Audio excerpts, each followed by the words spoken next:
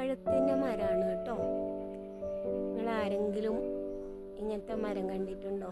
നിറയെ തിങ്ങി ഞെരിഞ്ഞിട്ടാണ് കേട്ടോ ഈ മരത്തിൽ അത്തിപ്പഴം ഉള്ളത്. ഇത് തന്നെയാണോ നമ്മൾ കഴിക്കാൻ എടുക്കുക എന്നുള്ളത് എനിക്കറിയില്ല കേട്ടോ. ഇനി എന്തെങ്കിലും വെറൈറ്റി നമ്മൾ കഴിക്കുന്നതിൽ വെറൈറ്റി വ്യത്യാസം ഉണ്ടോ എന്നുള്ളത് എനിക്കറിയില്ല.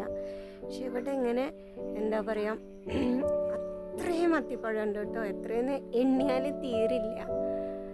അപ്പം അത്ര ഇങ്ങനെ തിങ്ങി നിറഞ്ഞ് നിൽക്കുന്നുണ്ട് കേട്ടോ. ഒരു വൈഡ് വ്യൂ കാണിച്ചു തരാം കേട്ടോ. ഇങ്ങനെ ഫുള്ളും ഇങ്ങനെ എന്താ പറയുക, ഭയങ്കര വൈഡായിട്ട് പടർന്ന് പന്തലിച്ച് നിൽക്കുന്ന മരമാണ് കേട്ടോ. അതിൽ നിറയെ അത്തിപ്പഴമുണ്ട്. നമ്മൾ ഡ്രൈ ആയിട്ടൊക്കെ ഷോപ്പിൽ നിന്നൊക്കെ അത്തിപ്പഴം മേടിച്ച് കഴിക്കില്ലേ, അപ്പം അതേപോലത്തെയാണ്. നമുക്ക് ജസ്റ്റ് ഒന്ന് പറിച്ചിട്ട് പൊട്ടിച്ച് നോക്കാൻ തോന്നുന്നു അല്ലേ.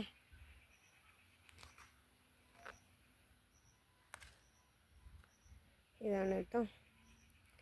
കറയൊന്ന് പറിച്ചു നോക്കി കേട്ടോ. ഇങ്ങനെ പച്ച കളറിൽ കാണുന്നത് നല്ല കറയുണ്ട് കേട്ടോ ഇതിനകത്ത്. അപ്പോൾ നമുക്കതൊന്ന് മുറിച്ച് നോക്കാം. ഞാനേ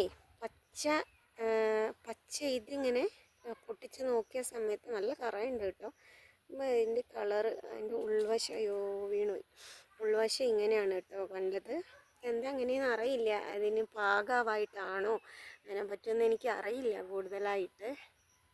ഇങ്ങനെയാണ് അതിൻ്റെ ഉൾവശം ഉള്ളത്. പിന്നെ ഞാൻ ഈ കളറിലുള്ളത് ഒന്ന് പൊട്ടിച്ച് നോക്കി കേട്ടോ. അപ്പോൾ ആ സമയത്ത് ഇങ്ങനെ ഒരു ബ്രൗൺ ഷെയ്ഡായിട്ടാണ് കേട്ടോ കാണുന്നത്.